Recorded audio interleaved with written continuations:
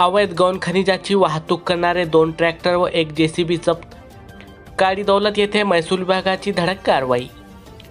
महागाव तालुक्यातील काडीदौलत येथे रविवार 8 डिसेंबर रोजी दुपारी महसूल विभागाने अवैध गौण खनिज उत्खनन करून वाहतूक करणारे 2 ट्रॅक्टर व एका JCB मशीनवर धडक कारवाई केल्याने तालुक्यात गौण खनिज तस्करांमध्ये एकच खळबळ उडाली। सविस्तर माहिती अशी की काडीदौलत परिसरात साय इजारा रस्त्यालगत JCBच्या सहाय्याने अवैध गौण खनिज उत्खनन करून ट्रॅक्टरद्वारे वाहतूक करण्यात येत असल्याची गोपनीय माहिती तहसीलदार अभय मस्के यांना मिळाली। मिळालेल्या माहितीवरून मंडळ अधिकारी गोविंद ठाकरे आणि त्यांचे पथक घटनास्थळी दाखल झाले। पथक दाखल होताच यातील 2 ट्रॅक्टर पसार झाले, तर 2 ट्रॅक्टर व एका JCB मशीन पथकाने पकडून जप्त करून पुसद ग्रामीण पोलीस ठाण्यात लावण्यात आले।